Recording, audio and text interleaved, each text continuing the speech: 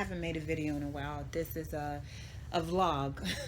And I feel like I have to share this because um, it'll give faith to somebody else that may be going through something, whether it's an illness, a terminally illness, or whether you're believing for something. I just want to be able to just share the good news, and share my testimony. So I don't know where to start, but whew, the past 4 months has been, a whirlwind for me.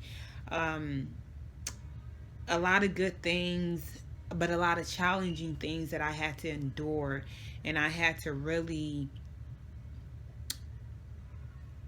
dig in deep to know that God was with me throughout the whole journey, and that no matter what things look like, He was with me and He wasn't going to leave me. So here's my testimony. 4 months ago, um, I was working at Nordstrom's. I ended up getting hired at Saks, and I've always wanted to work at Saks. Like, I love fashion. That was like my dream job. So I did orientation. My first official day was February the 14th. I woke up that morning with bloody blisters in my mouth, and I ended up going to the hospital. Um, Originally, they thought my platelets had dropped all the way to a 2, so I ended up getting blood transfusions. They didn't know what was wrong with me. I thought that was it. Like, okay, I have ITP, so what now? But that wasn't it. I ended up being in a hospital so much. I would be in the hospital for 2 week stretches, 1 week stretch, to the point where I had to quit my job. I had just started a job at Saks, and I didn't have medical insurance. So for me, in order for me to get medical insurance to apply for Medicaid, I had to quit my job in order to get some type of medical insurance. As you know, when you first get a new job, you don't. It takes a while before you can get the insurance at your job. So my husband ended up applying while I was in the hospital, um, or whatnot. I ended up getting approved for medical, for Medicaid, and but they only approved me for the month of March. February, I still had over $40,000 in bills that I didn't know how it was going to get paid. I was very fearful. I was very afraid. Um, like, I remember asking God, how am I going to pay for these bills? Like, how am I supposed to pay this? And I remember just hearing, just trust me. Um, and that's all I heard was just trust them. So even before I accumulated the bills in February, I went to Bible study, and the pastor was preaching about the lady with the 2 pennies in the Bible. How she gave, her last 2 pennies. And as the pastor was preaching, I kept hearing God tell me, give your last $500. Like, sow it, like, give it to offering. I was afraid because I wasn't working. My husband, we were both he's self-employed. So because of my medical situation, he had to take a lot of time off from work just to make sure that I was okay, and being in and out the hospital and take care of the kids. So it was a scary situation. But I gave the last $500. The next day, I got real sick. I ended up back in the hospital. I think I was in the hospital for about 2 weeks. They still didn't know what was wrong with me. So from between the months of February until the beginning part of May, I was in and out the hospital for a month. Sometimes I was in there for a whole month. The last long stretch of time that I was in the hospital, I was in the hospital for a month. They ended up finding a blockage in my chest and had to do emergency surgery. They had to cut my stomach open and get the blockage out. And if they wouldn't have did that, I probably wouldn't be here today even talking about this. And So I was, I was in the hospital for a long time, and it was a scary situation for me because I remember telling God, I'm not ready to go. Like, I'm not ready to die, God. And anyone that's ever been diagnosed with a terminally ill sickness, that's one of the fears that you have is like, am I going to die? Like, will I be here to see my kids grow up? All those things went through my mind. And I just kept hearing God say, you just have to trust me. And it's like I trusted God, but it was still scary for me.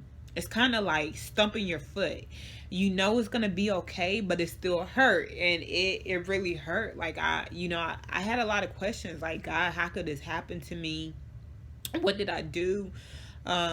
It was a lot of times where Satan would try to tell me, it's your fault. Like, this is your fault. Like, you're in this situation because you did something.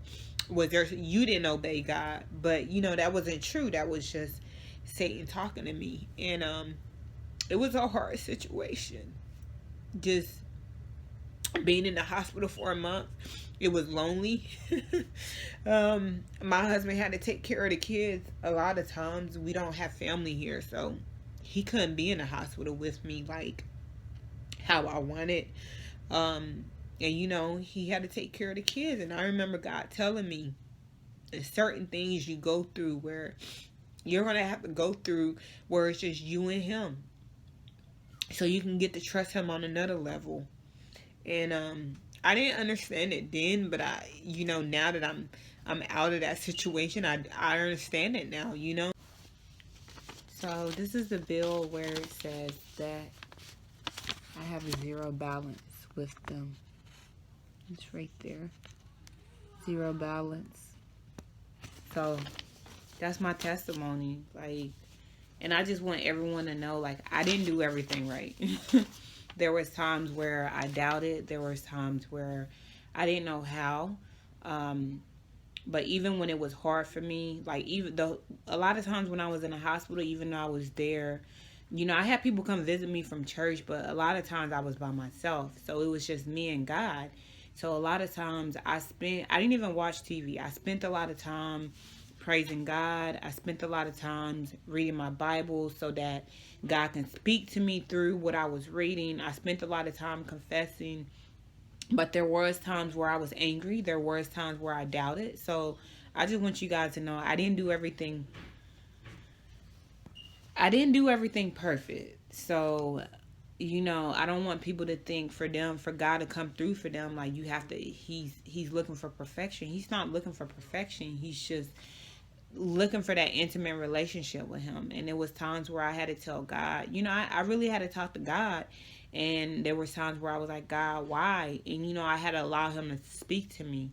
So I just want people to know that God is real. Like, there's miracles happening every day. And even though we live in a world where all you hear is bad news, I just want to share my good news to bless somebody that may be going through something, whether it's an illness, whether it's marriage issues, whether it's you lost a loved one. I just want you to know that no matter your circumstances, don't pay attention to the circumstances. Keep your eyes on God. Just keep your eyes on him. When you think about the Bible and you think about when Jesus was on that water with Peter, he was in the same storm that Peter was in, but he wasn't sinking because his eyes, he trusted in God. And you just have to trust God. And there's certain situations where you may ask yourself, why isn't this person helping, or why isn't my family there, or why isn't this person helping, why aren't people there for me? And you have to realize that your source is God.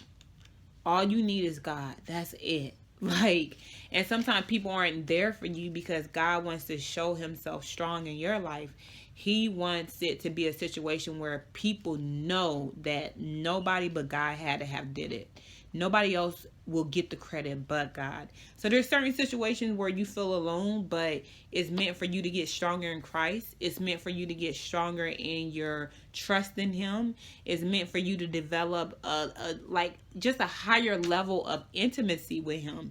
So don't stop wondering where everyone is at, and just rely on God. Keep your eyes on God. You don't have to be perfect, but if you mess up, just run back to Him. Just keep running back to Him no matter what, no matter the circumstances. Even though I was in and out the hospital, I was still going to church so I could get the word. The day I got out the hospital, I had surgery. I was weak. I looked a hot mess. I mean, I looked so raggedy and tore down. I went to church. I went to Bible study.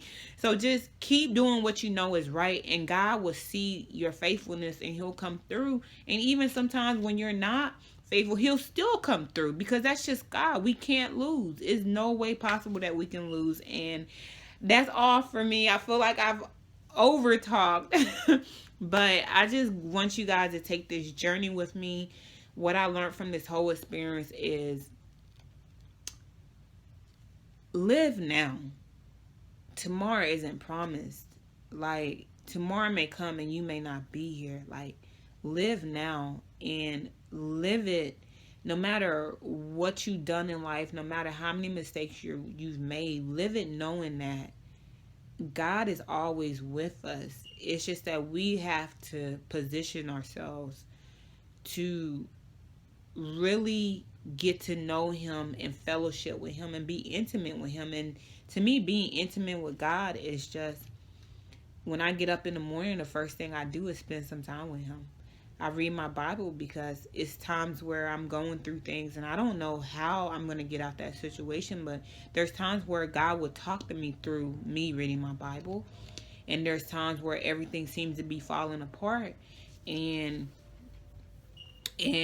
I'll confess my way out. I'll say confessional. And confessional is just speaking things opposite than what you see. It's when bills are coming to you and just being like, I'm rich.